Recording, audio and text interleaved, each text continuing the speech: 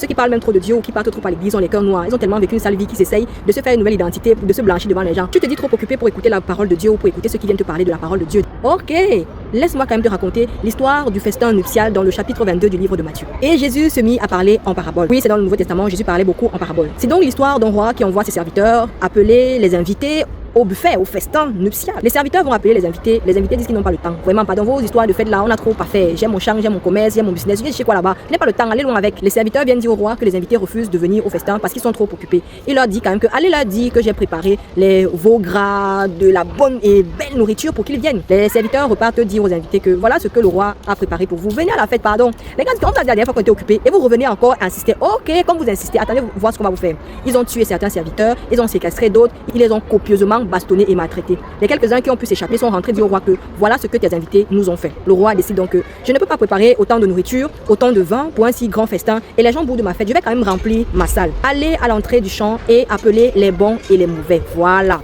C'est la partie là que j'attendais. Les personnes dites mauvaises ou bonnes que nous avons tendance à juger dans la société, ceux qui parlent trop de Dieu, on les critique, et ceux qui ne parlent même pas de Dieu, c'est grave. Ça veut dire que ceux qui ont les entreprises, les gros business, ceux qui ont les voitures et tout ça, qu'on juge d'être snob, on estime qu'eux, ils n'auront pas la place au paradis. Attention, quand le jour là va arriver et que celui que tu estimais être trop mauvais là, par rapport à toi, qui non seulement chasse ceux qui te parlent de Dieu, mais critique aussi ceux qui ont plus les moyens, quand vous allez vous retrouver à table là-bas, et que ton va même te chasser, ça sera compliqué. Donc finalement, les serviteurs ont réussi à trouver ces bonnes et mauvaises personnes et les ont remplies dans la salle. Seulement, quand vous allez vous rendre compte que les gens que vous allez trop critiquer, ceux qui parlent trop de Dieu là, et ceux qui font comme s'ils ne parlent pas de Dieu alors que vous ne connaissez pas leur rapport, vous ne connaissez pas leur appel, vous ne connaissez pas leur mission que Dieu leur a donnée sur la terre, il arrivera que dans votre petit doute, vous allez quand même vous dire que les gens qui m'appellent si, peut-être qu'ils disent quand même la vérité. Ok, c'est donc là que le roi va vous demander que mon ami, lui dit-il, verset 12, comment es-tu entré ici sans avoir une tenue de noces? Parce que quand Dieu t'appelle, il ne t'appelle pas n'importe comment. Il te demande de te dépouiller, il te demande d'enlever l'orgueil, le mépris, les critiques, le jugement. Il te demande quand même de bien te vêtir avant d'entrer dans sa fête. Mais toi, tu es là, non seulement tu doutais, tu ne t'es même pas changé, tu as estimé que tu étais trop bon pour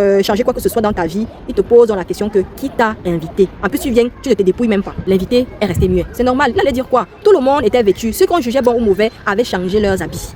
Et qu'est-ce que le roi a répondu? Jetez-le poings et pieds liés dehors dans les ténèbres. Là seront les pleurs et les grincements de dents. Je ne veux pas que nous soyons parmi ceux qui vont pleurer et grincer les dents au dernier moment. Donc pardon, dépouillons-nous et acceptons d'entrer dans la salle du festin nuptial organisé par le Seigneur Dieu Tout-Puissant.